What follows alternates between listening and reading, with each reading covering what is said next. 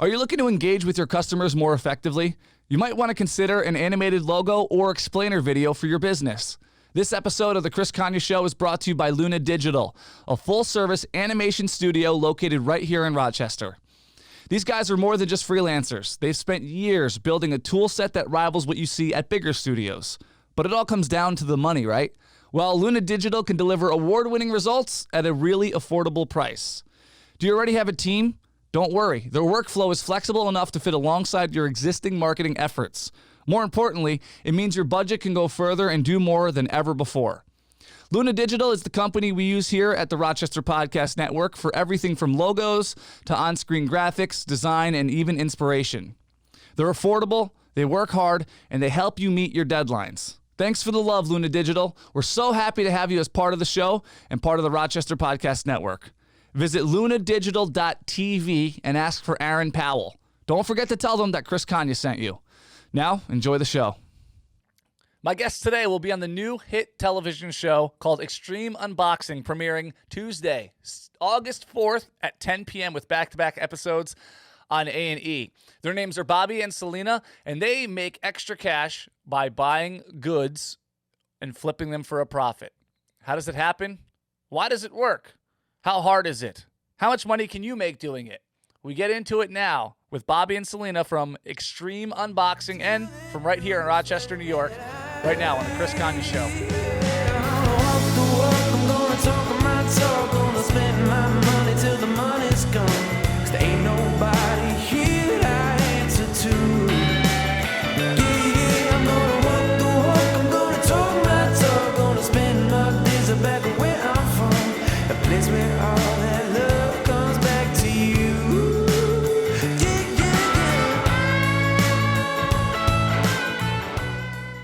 So what's up, Bobby, Salena? How's it going? Awesome. Awesome. Good. Good. You are Rochester's latest national television celebrities. How does it feel? Amazing. Interesting. Those are two very different answers. Let's start with amazing, and we'll get to interesting in a second, Bobby. But Salena, amazing. What is amazing about being on national television and showing the entire world how you make your money? Oh, it is my dream come true, personally. Yeah. I'm attention hungry. I mean, who isn't in 2020? Who isn't attention hungry? Now let's go over to interesting. Bobby, what makes it interesting to do all that stuff? The fact that I never thought that it would happen. I turned them down. Well, not turned them down. I deleted a lot of their emails, thought it all was fake scam. But turns out it's actually real, and the process of it was the interesting part. Interesting to think that I would actually be on TV. It's a little weird. So for people who don't know yet, what exactly is unboxing, and what makes it so fun and interesting that it, called for a TV show? All right. Well, on August 4th is our premiere, and it is back-to-back episodes of them introducing all the couples. So there's six couples? Yes. 6 couples across the U.S. that are doing this. And it's a 12-part series. So we're hoping for season 2. I got my fingers crossed for season 2 already. But anyways, so what is unboxing? Unboxing is basically, it's a phrase that we use when we buy pallets of merchandise, and we're just opening, ripping, tearing into it just to see what's in that box. So textbook, how it really is said in the show anyways, is we buy pallets of returned merchandise from online retailers, and then we resell these boxes at a profit, a huge profit. We buy these boxes at auctions, super low, and then we put it in our store for people to come in and buy these brand new unboxed products for 40 to 80% off retail. Okay, so if I go on Amazon and buy my nephew a bike, and he doesn't like it because he thinks it looks stupid, and I return it, is that where this kind of merchandise comes from? Yes. So basically, there's categories of merchandise. There's returns, which are basically your store returns. Mm-hmm. Store returns are something that I shy away from just because the quality of that merchandise is not always the best. So it'll either be used, damaged, missing. completely destroyed. Somebody borrowed it. They were a weekend warrior. They borrowed it for the weekend, returned it. All right. Then there's the .com aspect where people buy, say, from Amazon, Walmart, all the big box stores. They buy it from them online, and it either can't get delivered to their house because they needed a signature or something. They got it by mistake. They ordered too many to get the free shipping. And those items are typically brand new items, never used 90% of the time, not even opened. So, okay. So say you go to the store, you buy an item, you bring it home, and you completely damage the box opening it up, and then you realize, oh, I don't need this item. Impulse buy. For whatever reason, you return it to the store, and they cannot sell it on the shelves with a damaged box. So that goes in their overstock department. Right. Same thing as with an online order. It ships in a brown box. If you return a brown box to your local Walmart, they can't put that on the shelves. They put it in their overstock department. So that is what we then purchase, are these overstock departments from all these big name retailers across the country. So let me ask you a question. Why doesn't a store like Walmart just keep this stuff and put it in a certain section that says overstock or clearance or returned or whatever, and make the money that you guys are making, and instead they send it off on a pallet and sell it for a lot cheaper? What's the theory behind that? Some of the stores are actually, like a Lowe's is starting to do that with some of their returns. But they can't, they would probably want the tax write-off. They get full credit for these items, Yeah. regardless. The brown boxes, it's hard to know what's inside of a brown box without opening it. So a brown box isn't pleasing to someone's eye on a shelf, so 9 times out of 10, people are just going to walk by. So I don't think retailers, it's not their thing. They get full credit for these items that are returned and in their overstock department. They basically get refunded for the items from. Oh, I see. So they're getting credit no matter what. They don't care really if it's good, if it's used, if it's complete garbage, what is being returned. They don't care. They put it in their overstock piles. So that's why we get a mix of new to used. So what's the holy grail of items during an unboxing? What's something that you open and you're like, cha-ching, this is exactly what we're looking for? I like a nice set of pots and pans. Like some Kelphalon sets go for like $400, $500. It's always awesome to open a box and have a perfect set. But a lot of the times you're going to find people will use theirs and take the new ones out and return their old ones. So it's always a bonus when you actually get the product that's in the box. New stuff. Yes. For me, it's always the seasonal stuff. So right now, I'm going after everything seasonal. Outdoor patio furniture, stuff like that. We've been having parking lot sales the last couple of weekends because I've been finding that type of product, and it's been unbelievable right now. Pools are the biggest, hottest item right now. Outdoor. And luckily, Grills. last weekend, I bought a truck. I'll buy truckloads. I don't do pallets too much anymore. But the truck, I got my manifest. I read through it. I knew what was coming. But when I got the truck, as I was unloading it, I realized there was 2 pools on the truck. Weren't even on the manifest. I knew nothing about them. So that right there was a huge bonus for us. And all outdoor stuff is sold out right now. So being able to have that really draws in a huge crowd for us. And we can go a little higher on the prices too. Okay, so now let's take it to the other side. What's the worst thing you could find in a shipment or an order? Like, what's something that when you open it up, you're like, not again, we have 1,000 of these. We're never going to be able to sell as many of these as we have. What's that one item? So recently, we have melatonin. I have melatonin for kids. I have probably 300, 400 bottles, brand new wrapped.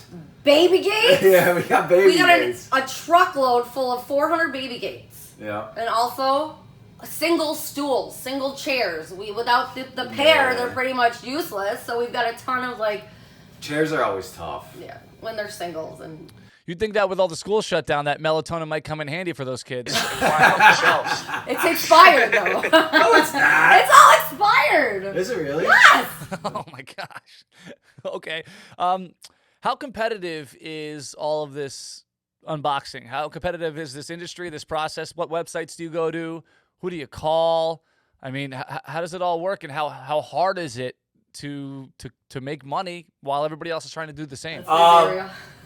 to find out the websites and all that, you got to tune into the show to see all that stuff. They kind of do a really good job at laying it out and showing you what websites and sort of.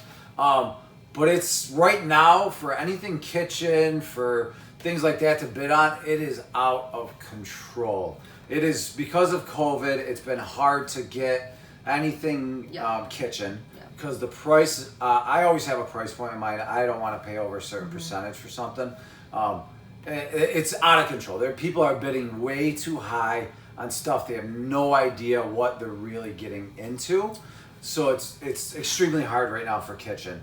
Kohl's is a good example. They've been shut down forever. Normally when I just buy the truckload, I don't have to bid too much on those ones. It's kind of half and half, kitchen and half, miscellaneous. And that's always been good, but you can't even get those right now. But it's basically a 3-day bid with everybody in the country to get these truckloads? No. 3 days. On Fridays, Saturday, and Sundays, a 3-day bid. But typically it's a 24-hour bid, 1-day process. But we bid against everybody in the country. Anybody that's on that site, I have no idea who they are. And we all just put in blind bids and watch to 5 minutes and start bidding at the end.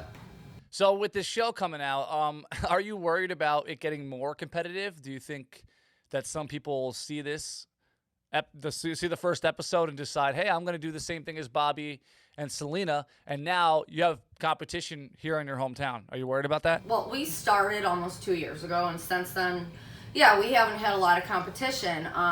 And to buy the mass quantity that we do, we purchase truckloads. I don't think that's something that's going to just happen overnight around here. I mean, people can do small scale pallets out of their house. Sure, I think there's going to be more of that coming up, but I mean, to the whole operation of how we run it, I think it's a little more than people even know. So a lot of people don't know this trend, I don't want to say trend, this industry has been around forever. Yes. I have friends out in Vegas that I've met through just searching stuff online and whatnot. He owns a store out there, 30,000 square foot store. He's been doing it for over 30 years. 30 years. A guy that I purchased truckloads from, he's been doing it for over 20 years. So it's been around forever. I think at first, once the show is out August 4th at 10 p.m. at A&E, once it comes out, I think people will at first get into it, but then they're going to see how much labor, how much time, how much work actually goes into it. And it'll at first it'll peak, and then after that, it's just going to die down, I think. Do you see this being a full-time job for certain people? Yes. Oh, yes. All day long. Yes. To do it at the scale we're doing it, even with one pallet, to buy one pallet or two pallet, it's still going to take a lot of effort. And you're probably going to be digging at that if you're going to do it on the side or a garage sale thing, it's going to take you 30, 40 days to get rid of all of it. So we have the perfect situation for this kind of thing. He owns his landscape business, so in the winter he is not full-time landscape, he plows, so we have him hands-on to unload the trucks, deliver them to the store. I mean, he works for himself, so it really helps to be flexible in that area. And then I'm a stay-at-home mom, so I bring the kids here to the store, and I'm able to run the store full-time for free, so it's a perfect situation for us. So how many of these cool things that you get from unboxing end up in your house? Dude, don't even start. I've refurnished my house 4 times since we started. So where's the separation? Like, is it okay? All of this stuff we get out of this box is strictly for sale, or does Salena have to go in there first and pick what she wants for the rest of it? It's basically I unload the truck, and while I'm unloading, I see things that I know she wants. So I either got to bury them somehow, so either the girls that are helping us during the day can find it after she leaves. No, they show it to me. Yeah. It's a lose-lose for me. I fill my car up every day and bring stuff home, but I bring stuff back too that, previously loved. I don't even want to get into that. It's awesome. So is this the plan? Is that 30,000 square foot warehouse that you mentioned earlier your ambition and your goal, and maybe the landscaping business gets pushed to the side, or how's it all going to work? Landscaping will never go away because it's always been there for me. It's something I've known since I was 18. I just constantly I'll hire people to do my summer work, which is mainly mowing lawns, so I don't have to. During the winter, I'll always be plowing just because that's who I am. And I'll always scale. here I want to scale. I want to get up to, my ideal store is probably going to be right around 10 to 12,000 square feet. So I can have the warehouse and the store in one. So I'm not moving product, I'm not touching product multiple times. Right. And I can get to the sales floor faster. The girls can go into the warehouse and take pictures of random stuff to try and do live sales, things like that. That's a great idea. Why didn't you think of that sooner? Oh, he's obviously saving that one for season 2, Salena. Right, Bobby? No. If somebody wants to make an extra couple bucks on the side doing something like you're doing, what kind of advice do you have for them? Be prepared. Be prepared and have a budget. Well, this is the thing. You need to take to garage sale sites. You need to, once you purchase the items, Once you have your pallet. Unbox it, test out the product, clean it up if you have to, and just take to all your local garage sale sites. There's hundreds of them that you can post in to get an audience. So, that's your best way to go. That's what we do. We have a huge Facebook group right now that we created over the last 2 years, so that we're lucky in that way that we can do online. The good thing about this business, it's overstock. So basically, none of us, we never get the same product. All of us aren't going to all of us are going to have air conditioners at the same time selling it. So competition is not like something that you have to worry about in this business, because the inventory is always changing. So what I would tell somebody that wants to make some extra bucks is make sure you know how much each item costs you when you're buying that pallet. Yeah. And make sure it's good product to sell, because you want to get rid of the stuff as fast as possible. Did you find yourself losing money on the first couple cracks at this because you didn't know how to market or budget or whatever? Did you lose money in the beginning? We lost some money in the beginning because of the fact we didn't know what to buy, how to buy. From where, the type of product in the beginning was tough. I was just going nuts and just buying anything I could buy on bids. My garage was filling up, my house was filling up, and it was getting out of control. So you say was. It is, like still it's is. not right now. Right.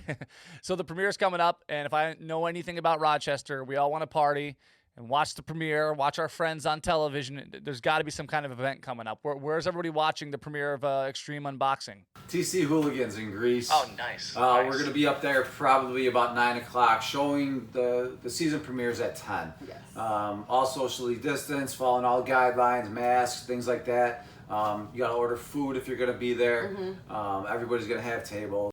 Well, whatever the rules are at that point, because they could very well change. They seem like they change daily here in New York State. Very Who true. knows? Very Who true. knows? Very true. Well, thank you guys so much. This sounds fun. Rochester, as well as the rest of the country and world, need something fun to watch and kind of just sit back and maybe even learn something, because I'm sure these episodes are educational. Quick way to make an extra couple bucks, right? Oh, Very. Yeah. They did really good. They went into a lot of detail on a lot of stuff, and they caught a lot of goofy stuff. Oh, yeah. And there's some interesting things coming out. Well, there it is. Bobby and Salena from Rochester will be on Extreme Unboxing on A&E. The premiere is August 4th, 10 p.m. with 2 back-to-back episodes. The party's at TC Hooligans around 9 p.m., socially distant, of course, and complying with all the rules. And yeah, we're rooting for you. I'm not sure if it's competitive, but we just want to see you make a bunch of money and keep selling us discounted goods for sure. Make sure you guys visit our store, Goods Galore. Can you see that? 475 Spenceport Road and Gates. That's right. I've purchased a toaster oven. I've purchased an espresso set. I purchased a coffee pot. I have friends who bought stuff. So they do sell good stuff at an amazing price. So 475 Spenceport Road, the Goods Galore Facebook, and of course, it's Extreme Unboxing Tuesday, September 4th on A&E at 10 p.m. Thank you so much, guys. Thank you. Thanks, Chris. It's been too long since I spoke clear and strong. Just something about this concrete gets me down.